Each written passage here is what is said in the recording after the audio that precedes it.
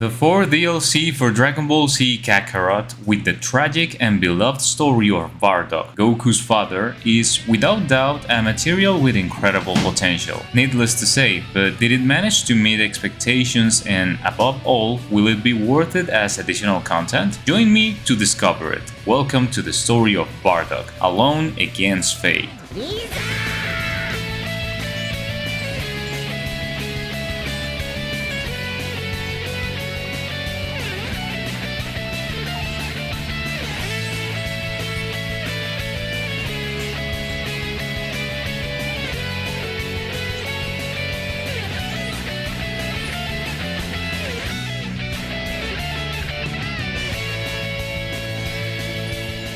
Guys, remember that if you enjoy this content, you can leave a good like to support us and see if we reach a goal of 100 likes. So let's start with this review. This DLC is made up of various new missions and sections, a new training mode, 7 side stories, and the main story, which clearly I think doesn't need an introduction or any kind of context. The flow in the level design is simple but kind of captivating, just as Kakarot is used to with this gameplay system. It basically takes you by the hand all the time, something that I honestly felt very good about. After a small prologue that we had already seen in more detail in the first trailer of this expansion, they put us in a quite simple initial combat to warm up our engines. The story unfolds in a way almost identical to that in the Bardock movie. At this point, I think CyberConnect already has a precise idea of the midway between what fans want from the game and what is necessary for a good financial result, for the DLC to have good sales and favorable critical results. That's why I was so pleased to play Dragon Ball Z Kakarot again after 4 months without touching it. I didn't have to take a moment to remember the controls, everything was already in my muscle memory. And I think that this game ideology was perfected throughout all the stories that this installment has brought us. Was that only my case? Who knows, maybe for other players the feeling has been completely opposite. I find it very interesting to find factors that in the long run should be insignificant, but on the contrary, turned out to be determining when it comes to establishing a connection with the spectators. Akira Toriyama's work is full of these subtle elements, and I feel that in a small section at the beginning of the story, they did it again. When we go to the place assigned for the start of a next mission, a soldier interrupts and warns about the arrival of Vegeta, the Prince of the Saiyans. Bardock steps aside and sees 2 individuals pass by, a tall and big man and a small boy. Suddenly, a small alert puzzles the big soldier until the boy calls him. Then he ends up clarifying that this tracker warned him of an individual with a power level of 10,000, and he meant Bardock. Vegeta muckling tells him that he is greater than Nappa's power level, which gives rise to an interaction that I quite enjoyed. It may sound uninteresting, but I like how they add elements of the universe that we already know to the context of a story that we're about to learn about, creating a great sense of familiarization with those who don't know the story of Goku's father. If you're tired of games being too expensive, at Instant Gaming you can buy all the games you want at an incredible price. You even have the option to get pre-orders and gift cards with a big discount. I've been using it for several years now, and here are my latest purchases to show you guys that is completely legit, cheap, fast and safe. You can check it out in the link I leave you in the description down below. That would be a huge support for the channel. Let's get back to the video.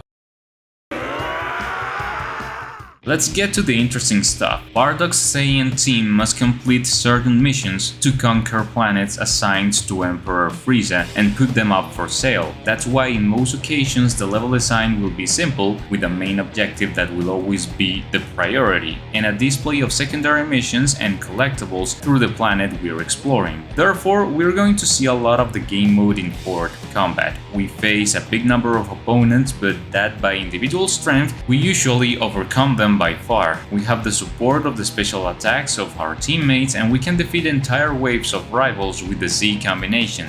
the special attacks that unites them all in a wave of ki of giant proportions. As you can imagine, in addition to the new moveset of the character of Bardock with unique animations and techniques, there is not much else that distances itself from what has already been seen in previous experiences with the game, something like a unique mechanic or a special section as happened in the Future Trunks DLC. This can be taken as something good or bad depending on the context, but for me this is the starting point. I mean, the minimum that the DLC should offer. Therefore, throughout the entire experience I spent attention to every detail that in my opinion it was taken advantage of or not, like the moment where the Saiyans of Bardock's squad become great apes to erase an entire civilization. The missions within this expansion are not bad at all for the game formula that we have repeating over and over again, but I would have liked to have at least one more playable character, something that gives a sense of variety apart from Bardock himself.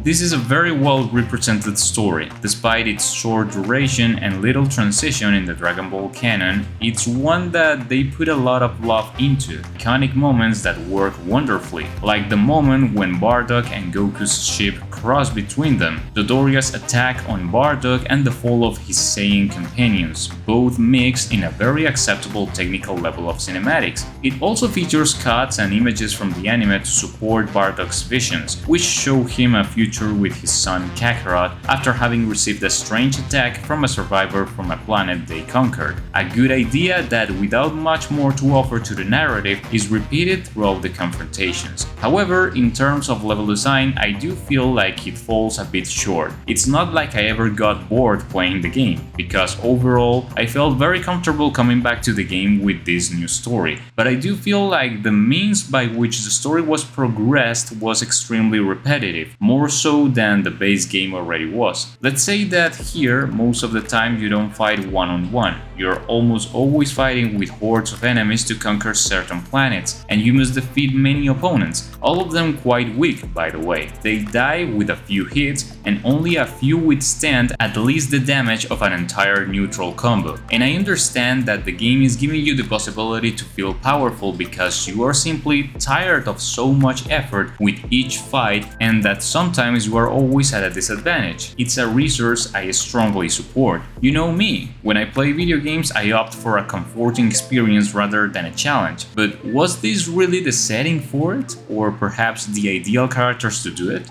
And well, doing it a couple of times is fine, but I'm not gonna lie. Many times I was tired of mashing the circle to get rivals out of the way, because new ones always spawn in seconds. So when I got tired of seeing Bardock's attacks over and over again, I honestly lost interest a bit. But hey, at least these missions don't take up a large section of the DLC. The main story as such is very short. In fact, I think it's the shortest of all the DLC we have reviewed. Luckily, as Kakarot has a custom does, the replayability remains valid with the side missions. The possibility of repeating the stories to access additional functions, and also a little surprise, which we will talk about in a moment. I was already expecting that CyberConnect would leave the best of its technical display for last with the confrontation against Frieza, a much more quiet version of the villain fighting in his chair, offering what many other opponents in boss fights did, projectiles in all directions and providing fights more inclined towards visual spectacularity than anything else. The final finish has an impressive quality as expected and conveys in a heartbreaking way the will and despair of Bardock. After the tragic end, to return to those sections that we probably want to continue, Bardock is still alive, and his entire skill tree can be unlocked as well as improved all his techniques as could be done with any other character in the game, which is good. You'll probably be left with a bit of wanting more feeling, not because this expansion was incredible and you wanted to see more, but because of his short duration, you can literally complete this in 2 hours. And well, that little surprise is about an additional side story that we play from Vegeta's perspective, being the little Saiyan Prince. I won't talk much in terms of content, but I can say that it manages to extend the experience at least another half an hour and allows you to use a character with a new moveset, even if many of his special attacks are extracted from the movesets already existing in the game. It's funny to see how Vegeta and Nappa had almost no relationship with the event at the climax of Bardock's story. A small added that is appreciated, but still is not that in terms of quality sold me everything and quickly immersed me into the story, just like what happened with the Future Trunks DLC. I waited for that, taking into account that at this moment the individual DLC costs the same, at least on Steam, which is where I played it, $16 for 2 hours maximum of content. I don't know if it's really worth it, you will decide that. But with this, the beginning of the second season of Dragon Ball Z Kakarot is without doubt on the way. Keep waiting for more content in the future regarding the game, because now we will be watching the adaptation of the 23rd Tenkaichi Budokai tournament. See ya in the next episode.